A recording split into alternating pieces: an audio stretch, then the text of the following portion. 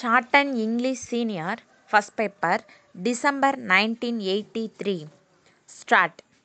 Ladies and gentlemen, I would like to thank the Vice Chancellor of this university for having given me this opportunity to speak a few words to the young men and women who are gathered here today. I am glad to know that this university has made considerable progress during the last few years. The central government has given liberal financial assistance which has helped the university authorities in developing its various departments. I have no doubt that this university will grow from strength to strength in the years to come.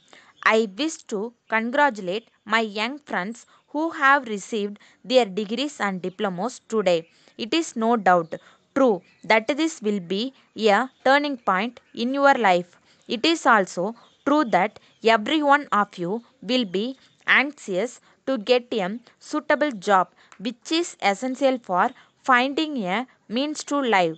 I would like to point out in this connection that this government is very keen to see that adequate employment opportunities are created in our country to give suitable jobs to our educated young men and women. You will be happy to know that the fourth 5 year plan, for instance, envisages altogether about 20 million jobs. It cannot be said that everyone who has acquired a degree or diploma will find employment immediately, but most of you in due course will be able to find yourselves employed in one capacity or another.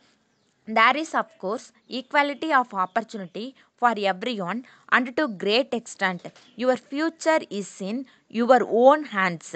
Whatever may be your position in future life, each one of you should first of all think of yourselves as citizens of this country. This confers on you certain rights which are guaranteed by the Constitution, but it also subjects you to certain responsibilities which you should be able to understand clearly. In a democracy, the citizens enjoy a certain amount of freedom, but this is always subject to social discipline. A good citizen is one who obeys the law whether there is policeman around or not, and who takes delight in performing his civic duties. The responsibility of our young men at the present time is no doubt great. In my view, every stage in the life of a man is important in itself. I would like to call upon everyone to understand the dignity of work. It is important that there should be great satisfaction in doing one's own work to the best of his ability. Whatever the duties, we should apply ourselves with sincerity and devotion. It is better that we do our own job well before we think of criticizing anybody else. We should always bear in mind that loyalty to the country comes ahead of all other loyalties. It is essential to remember that the entire country is one, and anyone who thinks in a different ways is not our true friend. I would like to appeal to young men and women to prepare themselves in a disciplined and determined manner for the responsibilities of tomorrow. It should be remembered in this connection that a democratic country can be sustained not by the greatness of a few but by the cooperative efforts of the many.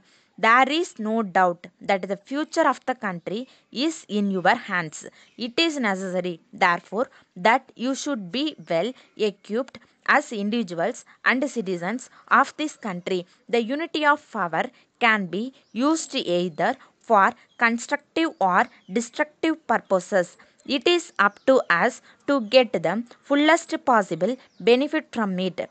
Letter dated 25th October 1982 from the sales managers Messrs. Raman and Company, New Delhi, to the manager Messrs. Damas and Company, Bombay. Dear Sir, in reply to your letter of the 26th instant, we wish to inform you as follows. We have thoroughly considered the terms and conditions offered by you in your letter and we accept them. We are appointing you as our sole agent in Bombay for a period of 1 year from this date and agree to pay you commission on all orders received by us directly or indirectly from the buyers from Bombay. As regards orders from foreign countries received through you, we agree to pay commission to you in accordance with the terms to be decided later. We have already business connections in several parts of the world. It is not therefore possible for us to give you the customers discount of 5% on all ordinary sales. Further, we are agreeable to a 2.5% commission on account sales. For this purpose, you have to render us account of all sales made for us up to and including the 25th of each month and send us the amount of such sales. Less commission positively on the first of the next month. On early reply will be very much appreciated. Yours faithfully.